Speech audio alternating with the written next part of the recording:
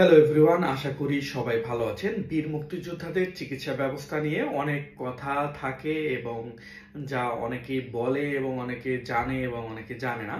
তো আজকে এই বিষয়ে আপনাদের সাথে কিছু বিস্তারিত কথা বলবো। তো যারা এখনো আমাদের ইউটিউব চ্যানেলটি সাবস্ক্রাইব করেনি, অবশ্যই আমাদের ইউটিউব চ্যানেলটি সাবস্ক্রাইব করে দেখবেন।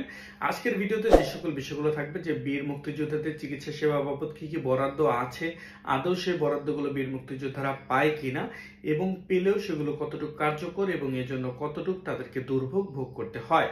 এছাড়াও বীর মুক্তিযোদ্ধা ও তাদের পরিবারের জন্য আমরা এসেছি প্রিমিয়াম কোয়ালিটির লোগোটি। যারা এই প্রিমিয়াম কোয়ালিটির লোগো শোপিসটি সংগ্রহ করতে চান, অবশ্যই স্ক্রিনে দেখানো নাম্বারে আজই কল করে সংগ্রহ করে নেবেন। তো বীর মুক্তিযোদ্ধা ও তাদের পরিবারের জন্য চিকিৎসা সেবার ব্যবস্থা করা হয়েছিল সরকারের পক্ষ থেকে। ঢাকার বিভিন্ন হাসপাতাল এবং বিভিন্ন জেলা উপজেলা পর্যায়েও এই চিকিৎসা সেবার ব্যবস্থাগুলো করা হয়েছিল।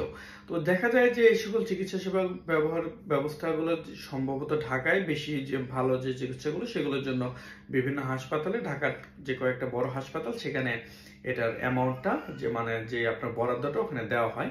কিন্তু দেখা যায় যে বেশিরভাগ বীর মুক্তিযোদ্ধারাই অনেক বয়স্ক, তারা কিনা বয়সের কারণে আপনার ঢাকা পর্যন্ত এসে পৌঁছাতে পারে না। দেখা যায় সকল বীর মুক্তিযোদ্ধা যে ঢাকায় থাকে এরকম না, অনেকেই তো বাইরে থাকে। তো তারা যাতে এই চিকিৎসাগুলো পায় এবং সুযোগ সুবিধাগুলো পায়, এজন্য উচিত যে এই বরাদ্দগুলো প্রত্যেক জেলা উপজেলা পর্যায়ে দেওয়া এবং এটার বাস্তবায়ন করা। যদি হাসপাতাল এটা সঠিকভাবে বাস্তবায়ন না করে থাকে, তাহলে উচিত তাদেরকে বাস্তবায়ন করা। আর যদি হাসপাতাল কর্তৃপক্ষ এটা বাস্তবায়ন করতে অপারগ হয়, তাহলে উচিত যে এই অর্থটুকু বীর মুক্তিযোদ্ধাদেরকে ভাগ করে দেওয়া, যাতে তারা সুন্দরভাবে একটা হাসপাতালে, প্রাইভেট হাসপাতালে গিয়ে হলেও বা সরকারি হাসপাতালে গিয়েও নিজের অর্থে এটা করতে পারে।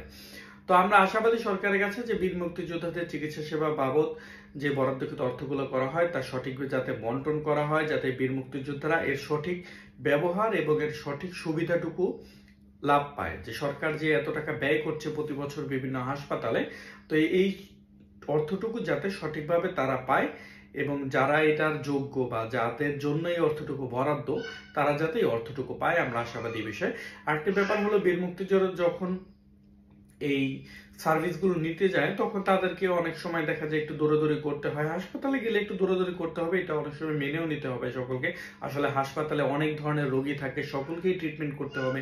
এখানে একজনের পিছনে দৌড়াতে গেলে তো আর হবে না, সকল রোগীকেই যারা কর্তব্যরত চিকিৎসক আছেন তাদেরকে চিকিৎসা দিতে হবে। তো সে বিষয়ে দিকগুলো বিবেচনা করে আপনার দেখা যায় যে সরকারের উচিত এই বিষয়গুলোতে একটু খেয়াল করা।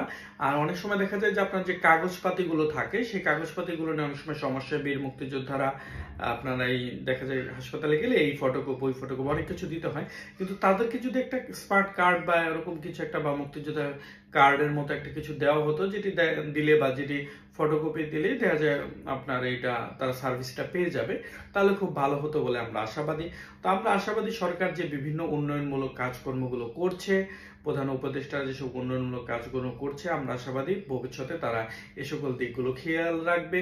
বাংলাদেশের সপক্ষে যারা ছিল তারা সবাই যাতে সুন্দরভাবে বসবাস করতে পারে এবং তারা যাতে এই শেষ সময় এসে একটু ভালো চিকিৎসা পেয়ে যাতে থাকতে পারে, সেই দিকগুলো খেয়াল রাখবে।